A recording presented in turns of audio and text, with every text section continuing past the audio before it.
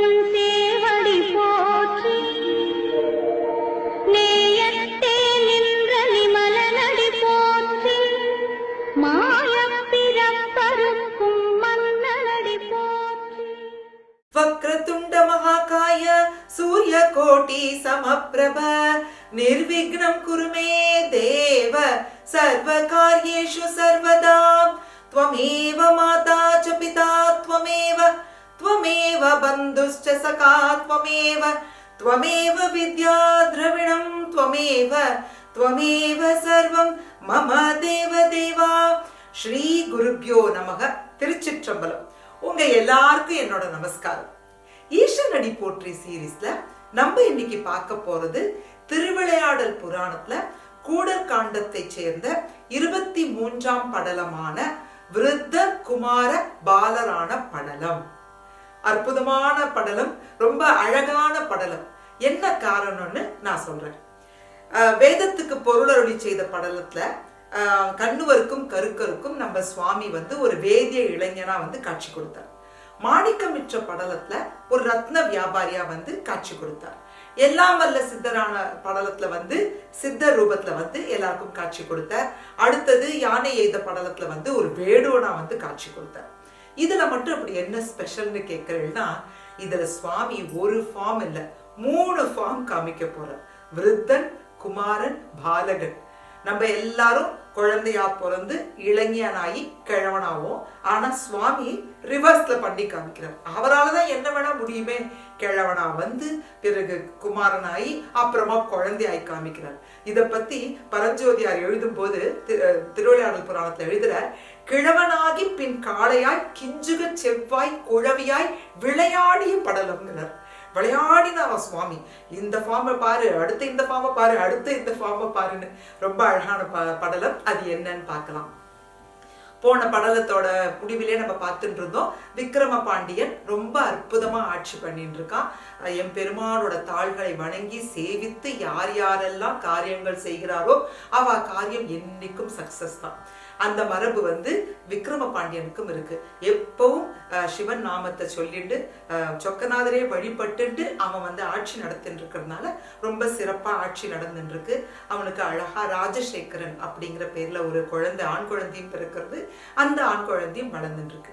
இப்படி நடந்துட்டு இருக்கும் பொழுது அந்த மதுரையம்பதியில ஒரு ஃபேமிலி, விருப்பாக்ஷர் அப்படின்னு ஒரு அந்தனர் குலத்துல பிறந்தவர். அவரோட மனைவி சுப்ரதை, சுபவிரதை அப்படின்னு சொல்றா. விருப்பாக்ஷர் சுபவிரதையும் சிறந்த சிவநெறி சீலர்களா இருக்கா. எப்பயும் சிவன் நாமாவை சொல்லிட்டு சிவ பூஜை பண்ணிட்டு அவன் தாள்களையே பணிஞ்சு வணங்கிட்டு இருக்கான். அவளுக்கு ஒரே ஒரு குறை, ரொம்ப நாளாயிடுத்து கல்யாணம் ஆகி, ஆனா குழந்தை பிறக்கல. இருக்கவே இருக்காரே சொக்கநாதர், அவர் காலை போய் பிடிச்சுட்டாச்சு 2 பேரும். அப்பனே எங்களோட குலம் விளங்க எங்களுக்கு ஒரு குழந்தை இல்லை அப்படின்னு அவரை ரொம்ப பிரார்த்திச்சுக்க, அந்த பிரார்த்தனையின் பலனாக அவளுக்கு ஒரு பெண் மகவு பிறக்கிறது. நான் முன்னாடியே சொல்லியிருக்கேன், சுவாமி கிட்ட வேண்டிண்டு சுவாமியவே நினைச்சுட்டு இருந்தோம்னா நம்ம கர்ப்ப காலத்துல அந்த குழந்தை அதி அற்புதமாக இருக்கும்னு. இவாளுக்கு பிறந்த பெண் குழந்தை அப்படியே அந்த மீனாட்சி மாதிரியே அழகா இருக்கும். அவ்வளவு அழகா அந்த குழந்தை. அந்த குழந்தைக்கு தாயாரோட பேரான கௌரி அப்படின்னு பேர் வச்சு வளர்த்துட்டு இருக்கா. ஆத்துல நிறைய பூஜை புனஸ்காரம் நடந்துட்டு இருக்கு. கர்ப்பத்துல இருக்கும்போது கேட்டதெல்லாம் சிவனோட நாமம். கேட்கணுமா? அந்த குழந்தையும் அப்படி பக்தியில தலை சிறந்து விளங்குறதாம். அப்பப்ப போய் மீனாட்சி அம்மன் கோயில்ல போயிட்டு அவ்வளவு பாட்டு பாடுமா, தனக்கு தெரிஞ்ச பஜனைகள் பாடுமா, சிவன் நாமாக்களை சொல்லுமா, மீனாட்சி அம்மையோட நாமாக்களை சொல்லுமா, சகஸ்ரநாமம் சொல்லுமா. எல்லாரும் ஆச்சரியமா அந்த குழந்தைய பார்ப்பானா, இந்த சின்ன வயசுல இவ்வளவு ஞானமா, இவ்வளவு பக்தியானு. அந்த குழந்தைக்கு 5 வயசாகும் பொழுது ஒரு நாளைக்கு அவ அப்பா கிட்ட கேட்கறது, அப்பா எனக்கு இந்த ஔவையாருடைய வரலாறு ரொம்ப பிடிச்சிருக்கு. எவ்வளோ சின்ன வயசுல அந்த இளமையை துறந்துட்டு சுவாமி கிட்ட போகணும்னு ஆசைப்பட்டா இல்லையா, எனக்கும் அந்த மாதிரி ஆசையா இருக்குப்பா. ரொம்ப சின்ன வயசுல வீடு பேர் அடையணும், பகவானோட தாள்களை போய் சேரணும், இந்த பிறப்பு இறப்புங்கிற சுழல்ல இருந்து நான் விடுபடணும், வந்த பாசத்துல இருந்து விடுபடணும்.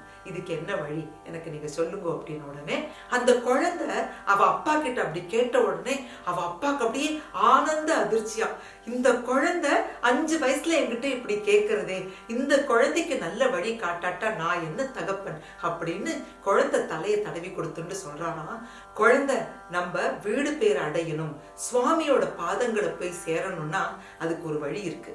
பகவானோட நாமத்தை ஸ்மரண பண்ணிட்டே இருக்கணும். உனக்கு அம்பாளை ரொம்ப பிடிக்கும் இல்லையா, நான் தேவியோட மந்திரத்தை உனக்கு நான் சொல்லித்தரேன்.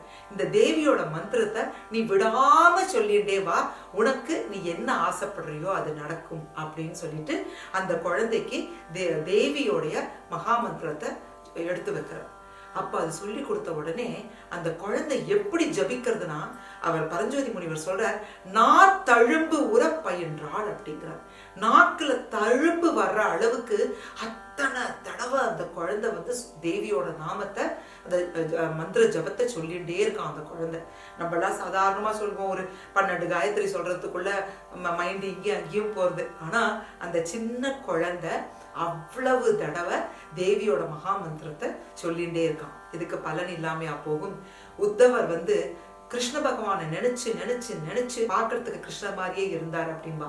அதே மாதிரி ராமபிரான் காட்டுக்குள்ள போன உடனே பரதன் அவரையே நினைச்சு நினைச்சு நினைச்சுட்டு ராமனையே ஸ்மரிச்சுட்டு இருந்ததுனால திரும்பி வந்து பார்த்தா பரதன் வந்து ராமன் மாதிரியே இருந்தாராம். எது ராமன் எது பரதன் அப்படின்னு கூட கன்ஃபியூஷன் வந்ததான். அப்படி உருவம் ஒத்து இருந்துதான். அந்த மாதிரி ஒண்ணு இங்க கௌரிக்கு கிடைக்க போறது. வெயிட் பண்ணி பாருங்க. கௌரி இப்படி அழகா பகவான் நாமாவை ஸ்மரணை பண்ணிட்டே இருக்கா, தேவியோட மந்திரத்தை விடாம ஜபிச்சுட்டு இருக்கா. ஆத்துல எப்பயும் போல பூஜை புனஸ்காரம் நடந்துட்டு இருக்கு. சிவனை பூஜை பண்றவா என்ன பண்ணுவா, சிவன் அடியார்களுக்கு நிறைய அமுது படைப்பா இல்லையா, இவாத்துக்கு நிறைய சிவனடியார்கள் வர்றதும் இவா திருவமுது பண்ணி வைக்கிறதும் அதுவும் நடந்துட்டே இருக்கு. ஒரு நாளைக்கு இந்த குழந்தைக்கு 8 வயசு ஆகுது. அந்த காலத்துல ரொம்ப சின்ன வயசுல கல்யாணம் பண்ணிடுவா இல்லையா. இந்த குழந்தை இவ்வளவு அற்புதமா இருக்கே, இந்த குழந்தைக்கு ஏற்ற மணாளன் கிடைக்கணுமே அப்படின்னு அவ அப்பா கவலைப்பட்டு இருக்கும் பொழுது ஒரு நாளைக்கு அவாத்துல பிக்ஷை வாங்கறதுக்கு வைணவ சின்னங்களை தரிச்சுட்டு ஒரு இளைஞன் வரும். பார்க்கறதுக்கு அவ்வளோ தேஜஸோட ஜம்முன்னு இருக்கான். இவருக்கு மனசுல சுடின்னு படுறது, ஆஹா இந்த பையனை வந்து நம்ம பொண்ணுக்கு கல்யாணம் பண்ணி வைக்கலாமே அப்படின்னு தோன்றது. அவர் ஒரு கருத்துல ரொம்ப தீர்மானமா இருக்கார். என் பெருமான் வேதத்துக்கு பொருளருளி செய்த படலத்துல ரொம்ப கிளியரா சொல்லிட்டார், இந்த சொக்கலிங்கமே தான் பிரம்மாவாகவும் விஷ்ணுவாகவும் சிவனாகவும் இருக்கு அப்படின்னு. அதனால இவருக்கு வந்து அவன் வைணவ குறிகளை தரிச்சுட்டு இருக்காங்கிறது இவருக்கு ஒரு தடையா படல. குழந்தைகிட்ட போய் பேசுறாரு, அம்மா கௌரி இந்த மாதிரி ஒரு பையனை பார்த்தேன், எனக்கு ரொம்ப பிடிச்சிருக்கு, அவனை உனக்கு கல்யாணம் பண்ணி வைக்கலாம்னு நினைக்கிறேன் அப்படின்னு. உடனே அந்த காலத்துல குழந்தைகள் அப்பாவை எதிர்த்து பேசாது, தனக்கு வேணுங்கிற மணாளனை தானே எல்லாம் செலக்ட் பண்ணிக்கிற வழக்கம்லாம் அப்ப இல்லை இல்லையா. கௌரிக்கு வந்து ஃபுல் அண்ட் ஃபுல் பக்தி மார்க்கத்துல போகணுங்கிற ஆசை இருந்தால் கூட அப்பா சொல்ல தட்ட முடியாததுனால சரிப்பா அப்படின்றது. கல்யாணமும் பண்ணி வைக்கிற ஒரு அற்புதமான நல்ல நாள்ல அந்த பவதி பிக்ஷாந்தேகின்னு கேட்டுட்டு வந்த அந்த வைணவ சின்னங்களை தரித்த இளைஞனுக்கும் கௌரிக்கும் ரொம்ப அற்புதமா இவர் திருமணம் பண்ணி வைக்கிறார். சுத்தி வர உறவினர்கள்லாம் கேட்கிறான், என்னப்பா நீ இப்படி யாரையோ பார்த்த, யாரோ வாசல வந்து பவதி பிக்ஷாந்தேகின்னு சொன்னா அவளை வந்து என் பொண்ணுக்கு கல்யாணம் பண்ணி வச்சுட்டேங்கிறியே, அவ குலம் என்ன, கோத்திரம் என்ன, அவ குல வழக்கம் என்ன, உற்றார் உறவினர் யாருன்னு ஒண்ணுமே தெரியாம நீ இப்படி பண்றியேப்பா அப்படின்னு சொல்றா. அப்புறம் கூடவே சொல்றா, விதி வலியது, விதி யார விட்டது, போ இப்படிதான் நடக்கணும்னு இருக்குன்னு அவளும் விட்டுடுறா. இவர் வந்து ரொம்ப அழகா பொண்ணுக்கு கல்யாணம் பண்ணி வச்சுட்டு பொண்ணை வந்து புக்காத்துல கொண்டு போய் விடணும் இல்லையா.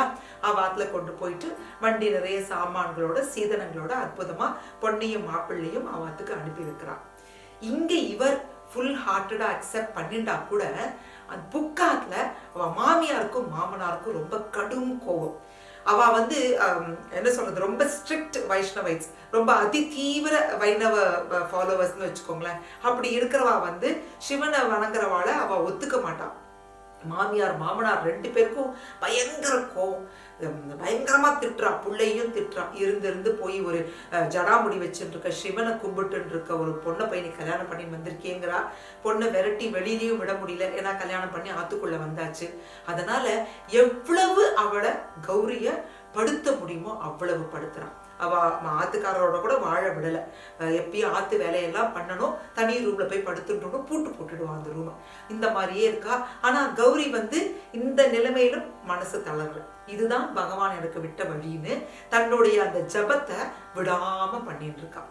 எழுந்திருக்க வேண்டியது, மாமியார் மாமனார் சொல்ற எல்லா வேலைகளையும் முகம் சுளிக்காம பண்ண வேண்டியது, அவ ஏதாவது சாப்பாடு கொடுத்தா சாப்பிட வேண்டியது இல்லையா, அதுவும் இல்லை. ஜபத்தை ஜபிச்சுண்டு அவளுக்கு கொடுத்த அந்த சின்ன இடத்துல முடங்கின்ற உடனே அவ பூட்டு பூட்டிக்கிறான். இப்படியே போயிட்டு இருக்கு வாழ்க்கை. ஒரு நாளைக்கு மாமியார் மாமனார் கணவர் 3 பேருமே பக்கத்துல ஒரு ஊருக்கு ஒரு வெளியில எங்கேயோ போறா. போகும்போது இவளை எப்பவும் போல ஒரு ரூம்ல அடைச்சு பூட்டிட்டு அவ கிளம்பி போயிடுறான்.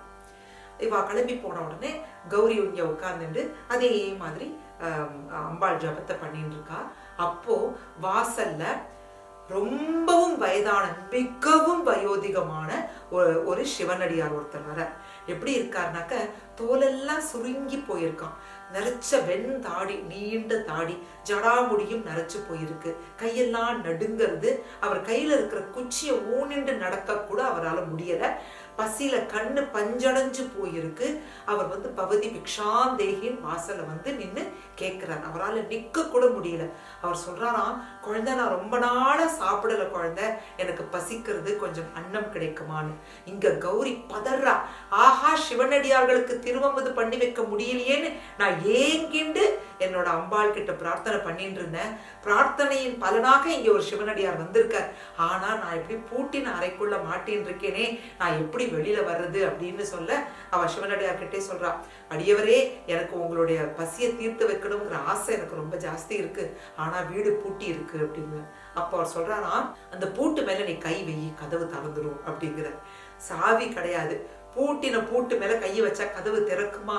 ஆனா அந்த வயசானவரோட குரல்ல இருந்த ஏதோ ஒண்ணு அவளை அது மாதிரியே நடக்க செய்ய கௌரி அந்த பூட்டுல கைய வைக்க பூட்டு திறந்துட்டு டக்குன்னு வெளியில வரா. வெளியில அந்த சிவனடியாரோட காலில் விழுந்து நமஸ்காரம் பண்ணி அவரோட கால அலம்பிக்க ஜலம் கொடுத்து அந்த ஜலத்தை தலையில புரோக்ஷனம் பண்ணிட்டு அவரை அழகா ஒரு மணப்பலகை இட்டு ஒரு 10 நிமிஷம் படுத்துக்கோங்க, நீங்க நான் என்னால முடிஞ்சதை கடகடன் தயார் பண்ணி கொண்டு வரேன் அப்படின்னு சொல்லிட்டு அவரை படுக்க வச்சுட்டு அடுக்கொலைக்குள்ள பூந்து ரொம்ப அற்புதமா சிவன் அடியாருக்கு சமைக்கிறா இல்லையா, நம சிவாயன் பஞ்சாட்சரம் சொல்லிட்டே சமைப்பாளே, தேவியோட மந்திரம் மனசுல ஓடிட்டே இருக்கே, அந்த அமுது எப்படி இருக்கும், வீடு நிறைய கம கம கம கமன் வாசனை வருதான். சமைச்சு கொண்டு தலைவாழை இலை போட்டு திரும்பவும் அவருக்கு கால அலம்பி அவரை மணப்பலைகளை உட்கார வச்சு பரஞ்சோதியார் எழுதும்போது சொல்ற, வெள்ளி மலை மாதிரி அன்னத்தை இட்டு அது மேல சிகரம் மாதிரி பருப்பு போட்டு உருக்கின நெய்ய அப்படியே அதுல வார்த்து பலவிதமான வியஞ்சனங்கள் எப்படி அவ்வளோ சீக்கிரமா சமைச்சார் தெரியல, அவ்வளோ அழகா சமைச்சு அவருக்கு இந்த வயோதிகருக்கு சாப்பிட கொடுக்குறான். வயோதிகருக்கு சாப்பிடவே முடியல, கையை நடுங்கிறது, ஒரு கவனம் உருட்டினா அந்த இடுக்காலெல்லாம் பருக்க விழுது, அந்த மாதிரி வயசானவரா இருக்கிறவர். அவர் சாப்பிட்டு இவரோட திருக்கைகளால செய்யப்பட்ட அமுதை எப்ப சாப்பிட்டாரோ, அவர் சாப்பிட்டு முடிச்ச உடனே கௌரி அந்த கிழவரை பார்க்கிறா. ஆச்சரியம், கிழவரை காணும். அதுக்கு பதிலா அங்க ஒரு கட்டிடம் காளை ஒரு இளைஞன் ஒருத்தன் இருக்கான். அந்த நரைச்ச முடியெல்லாம் பெடுத்து கண்ணங்கரேல்னு ஒரு ஜடாமுடி, அற்புதமான கண்ணங்கரேல்னு ஒரு மீச, தாடிய காணும், தோல் சுருக்கங்கள் எல்லாம் மறைஞ்செடுத்து பொன்னாறு மேனியனே இல்லையா அவர், தகதக தகதகன் மின்றாராம். கழுத்துல எல்லாம் அவர் போட்டு இருந்த அந்த உடைஞ்சு போன சின்ன ருத்ராட்சங்கள்லாம் இப்ப பொன் ஹாரங்களா மின்றதா. அப்படியே அவ்வளவு அழகு, ஆஜானு பாகுவான தோற்றம். அந்த கால், நான் சொன்னேன் இல்லையா, பகவானுடைய பாதங்களோட அழக வர்ணிக்கிறதுக்கு ஜென்மம் வேணும் நமக்கு.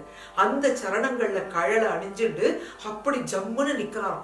தூக்கி வாரி போடுறது இவளுக்கு.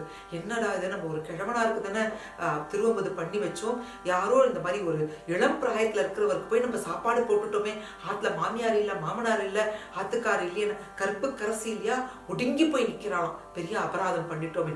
அப்படி அவன் நிக்க வாசக்கதவு திறக்கிறது. பார்த்தா மாமியார் மாமனார் ஆத்துக்கார் 3 பேர் வந்துட்டு இருக்கா. பகவானே இது என்ன சோதனை, என் அம்மா தாயே என்னை காப்பாற்றுன்னு அவன் நினைச்சு இந்த மாத்திரத்துல அடுத்த அற்புதம் நடக்கிறது. அந்த கட்டிடம் காளை நின்னுட்டு இருந்த இடத்துல யார் தெரியுமா இருந்தா, தரையில விரிக்கப்பட்ட ஒரு அழகான துணி, அந்த துணியில சுருட்ட தலைமுடி, கொழுகொழு கண்ணங்கள், அப்படி கரள கரளையா சத, கையில கவ்விண்டு வளையல்கள், கால் ரொம்ப அழகான சின்ன கால்கள், இடுப்புல ஒரு சின்ன துணி, எந்த சரண பாத துளிகள்லேந்து ஒரு துளி, ஒரு அணு நம்ம மேல விழுந்தா நம்மளுக்கு வீடு பேரு கிடைச்சிடுமோ, அந்த சரணங்களை காலால கவ்விண்டு என் பெருமான் அழகே உருவான சின்ன கை குழந்தையா அந்த கால் கட்டவர்ல வாயில வச்சு சப்பிண்டு படுத்துன்னு இருக்காராம். நினைச்சு பாருங்களேன், சிவபெருமான் தலையில சுருட்ட முடியோட காலில் ஒரு விரலை வாயில வச்சுட்டு கவ்விண்டு அங்க படுத்துட்டு இருந்தாருன்னா எப்படி இருக்கும்? அப்படியே பார்த்து வாரி அள்ளி கொஞ்சிக்க வேண்டாம். ஹே இந்து சேகரா ராஜா ராஜா சங்கரா, ஹே சம்போ சேகரா ராஜா சிவராஜா சங்கரா, ஹர ஹர சிவ சிவ பினாக வைபவ ராஜா சங்கரா சிவராஜா சங்கரா. அப்படியே அள்ளி கட்டி கொஞ்சிக்கணும் போல அப்படி ஒரு அழகுல அங்க ஒரு குழந்தை. சும்மாவா இருக்கும்? விளையாடிட்டுதான் இருக்காரு என் பெருமான். அழறாராம். அவர் அழுதா நான் மறைகள் அழறது, உலகமே அழறது இல்லையா? அவர் தானே உலகம், அவர் தானே எல்லாமே. இத்தனை இருந்தாலும் கிழவனாயிருந்து குமரன் ஆனாலும் குமரன் குழந்தை ஆனாலும் ஒன்று மட்டும் மாறல, நெற்றியில திருநீற்று பட்டை மட்டும் தகதக ஜம்முன்னு இருக்கு. மாமியார் பாக்குறா, இது என்னடா இந்த ஆத்துல ஒரு குழந்தை, அதுவும் நெற்றியில திருநீற்று பட்டையோட. மாட்டு பொண்ணு கிட்ட கேட்கிறா, ஏதிரி இந்த குழந்தை, எங்கேருந்து இந்த குழந்தை வந்தது அப்படின்ன உடனே பகவானோட உந்துதல்னால கௌரி சொல்றானா, தேவதத்தன் இருக்காருனோ அவர் மனைவியோட வந்திருந்தார், அவ குழந்தைதான் இது. இது அடுத்த ப்ராப்ளம். தேவதத்தனும் சைவ சமயத்தை சார்ந்தவர். ஆஹா, நீ ஒருத்தி வந்தது போராதா இந்த ஆத்துல, இந்த சாம்பலை பூசிட்டு இந்த குழந்தை வேற வரணுமா? உனக்கும் இனிமே இடம் கிடையாது, இந்த குழந்தைக்கும் இனிமே இடம் கிடையாது, கிளம்பு அப்படின்னு சொல்லிட்டு அந்த குழந்தை எப்படிதான் மனசு வந்ததோ, அந்த அழகான குழந்தை அப்படியே துணியில சுத்தி இவ கையில கொடுத்து கழுத்தை பிடிச்சு வெளில தள்ளுறான். கௌரிக்கு தான் விழப்போறோங்கிறத விட இந்த குழந்தை கீழே விழுந்துட போறதே அப்படிங்கிற எண்ணத்துல சிவபெருமானியும் அம்பாளையும் ஒரு சேர கூப்பிடுறாளாம். அப்பா காப்பாத்து, அம்மையே காப்பாத்து அப்படின்னு சொல்லி குழந்தையோட போய் கீழே விழ கையில இருந்த குழந்தை காணா போயிடுது. கையில இருந்த குழந்தை காணா போய் ஜக ஜோதியா, ஜோதி ஸ்வரூபமா விடை மேல என் பெருமான் உட்கார்ந்துட்டு இருக்கார். விடை மேல உட்கார்ந்துட்டு இருக்கார். என்ன பண்ணார் தெரியுமா? நான் சொன்னேன் இல்லையா, இத்தனை மந்திர ஜபம் இவ பண்ணாக்க உத்தவரை சொன்னோம், நம்ம பரதனை சொன்னோம், கௌரிய ஆக்கினார்.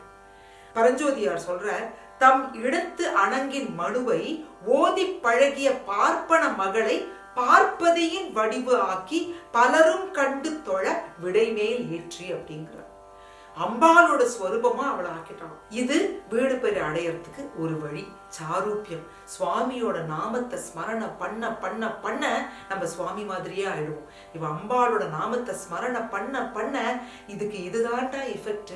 இத்தனை தடவை அம்பாளோட பேர் சொன்னா நீ அம்பாளாவே ஆயிடுவ அப்படின்னு உலகத்துக்கு காமிக்கிறதுக்காக எம்பிரான் என்ன பண்ணார்னாக்க கௌரிய உமையோட வடிவாக்கி தன்னோட அந்த விடை மேலே ஏறி உட்கார வச்சுக்கிறான். சுத்தி இருக்கிறவங்கள வாயடைச்சு போய் பார்க்கறான். இது எதுக்காக பண்ணது தெரியுமா? அந்த கௌரியை எப்படி எல்லாரும் இகழ்ந்தா, எப்படி அவளை படுத்தினா. நீங்க யார படுத்திருக்கேன்னு தெரியறதா? சாக்ஷாத் என் பெருமாட்டிய நீங்க படுத்திருக்கேள். அப்ப அவ எப்படி வெட்கி தலை குனிவா. கடைசியில முடிக்கிற பரஞ்சோதியார் மாக்கள்னு முடிக்கிறார், விலங்கினங்கள்னு முடிக்கிறார். ஒரு மனிதரோட அருமை தெரியாம அவளை இப்படி ட்ரீட் பண்ணதுனால அவளை மாக்கள்னு சொல்றார் பரஞ்சோதியார். அவ அத்தனை பேரும் ஊரும் இந்த வீட்டுல இருக்கப்பட்டவ அத்தனை பேரும் வாயடைச்சு போய் பார்க்க விடையேறு பரமனாய் என் பெருமான் பக்கத்துல கௌரிய உமையோட ரூபத்துல வச்சுட்டு ஜம்முன்னு சிவலோகத்துக்கு கூட்டிட்டு போற. இதுதான் விருத்த குமார பாலனான படலம். கிழவனா வந்து கட்டில காளையா மாறி குழந்தையா ஆகி என் பெருமான் பண்ண திருவிளையாடல். அம்மா அப்பா இல்லையோனோ இவர் குழந்தையா நம்ம நினைச்சே பார்த்தது இல்லைல்ல. ஏன்னா அவருக்கு தான் நம்ம எல்லாம் குழந்தைகள். அவருக்கு ஒரு தடவை தான் குழந்தையாகி யாராவது தன்னை கையில தூக்கிக்கணுங்கிற ஆசை இருந்ததோ என்னமோ நிறைவேற்றிட்டார். அற்புதமான படலம். ரொம்ப என்ஜாய் பண்ணி படிக்கலாம். இந்த படலத்துல 3 வேஷம் போட்டுட்டார். கிழவனா வந்துட்டார், குமரனா வந்துட்டார், குழந்தையாவும் வந்துட்டார். அழகான ரசனையான படலம். இந்த படலத்துல கத்துக்கிறதுக்கு ரொம்ப நிறைய இருக்கு. எப்பயுமே டாலரன்ஸ் டுவர்ட்ஸ் அதர் ரிலிஜன்ஸ் இருக்கணும். அவாவாளுக்கு அவாவா நம்பிக்கை, அவா ஃபெய்த்தை அவா கண்டினியூ பண்றதுக்கு நம்ம கிட்டேருந்து எந்த தடையும் வரக்கூடாது. யாரையும் நம்ம இழிச்சு பேசக்கூடாது. என்னோட பக்கமா நீங்க வாங்கோ, எங்க மதம் தான் சிறந்ததுன்னு சொல்லக்கூடாது. அவாவாளுக்கு என்ன ஃபெய்த் இருக்கோ அதை அவளை ஃபாலோ பண்ண விடணும். அடுத்தது நாமஸ்மரணம். நாமஸ்மரணம் இத்தனை பண்ணா பகவானோட ரூபமாவே நம்ம ஆயிடுவோம்னாக்க ஏன் பண்ணக்கூடாது? அது அந்த பகவானோட ரூபமே கிடைக்கும்னா மற்ற நல்ல பலன்கள் நமக்கு ஏன் கிடைக்காது? ஒரு சின்ன கதை ஒண்ணு ஞாபகத்துக்கு வருது. ஒரு கிராமத்துல ஒரு பொண்ணு இருந்தா. பொண்ணுக்கு கல்யாணம் ஆச்சு. ரொம்ப சின்ன வயசுல, அந்த காலத்துல கல்யாணம் பண்ணுவா இல்லையா, ரொம்ப சின்ன வயசுல விடோவாயிட்டான். அந்த மாதிரி ஆயிட்டா. அந்த காலத்துல இந்த சகுனங்கள்லாம் பாப்பா இல்லையா, அவ வெளியில வந்தாலே அவ துர்சகுணம் அப்படின்னு சொல்லுவா. ரொம்ப சின்ன வயசுல கல்யாணம் ஆன உடனேயே அவ ஹஸ்பண்ட் இறந்து போயிட்டதுனால இவளுக்கு அன்லக்கி அப்படின்னு டேக் பண்ணிடுறான். வெளியில வந்தா எல்லாரும் உள்ள ஓடி போயிடுவா. நல்ல காரியங்கள் பண்ணும்பொழுது இவளை வெளியில வரக்கூடாதுன்னு சொல்லுவா. என்ன பண்ண ஆரம்பிச்சா தெரியுமா? ஆத்துக்குள்ள இருக்கும்பொழுது ராமா ராமா ராமா ராமான் ராம ஜபம் பண்ணுவா. இந்த ஜபம் பண்ணும்போது செவுத்துல கோடு போட்டு மார்க் பண்ணிப்பான் தான் ஜபம் பண்றது. ஒரு கட்டத்துல அவ வீடு முழுக்க இருக்கப்பட்ட அத்தனை செவர்களிலும் கோடு, ஒரு கோடும் 1000 ஜபத்துக்கு கோடு போட்டு இருக்கா. அப்பனா எத்தனை நாம ஜபம் பண்ணிட்டு இருக்கணும். இப்படி ஆயிட்டு இருக்கும்போது அவளுக்கு பிராயம் ஆயிடுறது. கொஞ்சம் வயசானதுக்கு அப்புறம் ஒரு தடவை எழுத்தாத்துல ஒரு குழந்தைக்கு ரொம்ப உடம்பு முடியாம போயிடுறது. யாராலையும் ஒண்ணும் பண்ண முடியல. வைத்தியர்கள்லாம் கையை விரிச்சு விடுறான். அப்ப இந்த கிழவி போய் அந்த குழந்தைய போய் பார்த்துட்டு சொல்றானா, ஒரு கோடை அழிச்சிட்டு ராமா, இந்த நான் ஜபிச்சேனே இதோட பலனை அந்த குழந்தைக்கு நான் தரேன் அப்படின்னு ஒரு கோட்டை அழிச்ச உடனே அந்த குழந்தைக்கு உடம்பு சரியா போயிடுது. இப்ப என்ன ஆயிட்டா, எல்லாரும் அந்த பாட்டி கிட்ட ஓடி வர ஆரம்பிச்சா. என்ன கஷ்டம்னாலும், பாட்டி எனக்கு இந்த கஷ்டம்னா, ஓகே உனக்கு இந்த கஷ்டமா, இந்த உனக்காக ஒரு கோடு, இந்த ஒரு கோட்டோட பலனி வாளுக்கு, இந்த ஒரு கோட்டோட பலனா வாளுக்கு அப்படின்னு அந்த பாட்டி அந்த பலனை மத்த வாளுக்கு கொடுத்துண்டு, ஆனா அதை ஈடு கட்டுறதுக்காக இன்னும் நாமஸ்மரணம் பண்ண ஆரம்பிச்சாலும். எந்த பாட்டிய எந்த லேடி ரொம்ப அன்லக்கின்னு சொல்லி ஊரு ஒதுக்கி வச்சுதோ அந்த லேடிய தலைமையில தூக்கி வச்சு கொண்டாடித்தான். கல்யாணம்னா அந்த பாட்டி தான் தாலி எடுத்து கொடுக்கணும். என்ன நல்ல காரியங்கள் சுப காரியங்களுக்கு அந்த பாட்டி தான் முன்னாடி வரணும் அப்படின்னு. இதுதான் நாமஸ்மரணத்தோட மகிமை. நம்மளால முடிஞ்ச வரைக்கும் நமக்கு பிடிச்ச நாமம், இந்த நாமான் தான் இல்லை, நமக்கு பிடிச்ச நாமாவை இரவும் பகலும் தூக்கத்திலையும் விழிப்புலையும் சொல்லிகிட்டே இருக்கலாம். அதனால வீடு பேர் அடையலாம் அப்படின்னு சொல்லி இன்றைய எபிசோட இதோட முடிச்சுக்கிறேன். என் பெருமானோட பரிபூர்ண கிருபா கடாட்சத்தால அவரோட மற்றும் ஒரு திருவிளையாடலோட உங்களை மீண்டும் சந்திக்கிறேன். அது வரைக்கும் தென்னாடுடைய சிவனே போற்றி, என் நாட்டவர்க்கும் இறைவா போற்றி. நம சிவாய.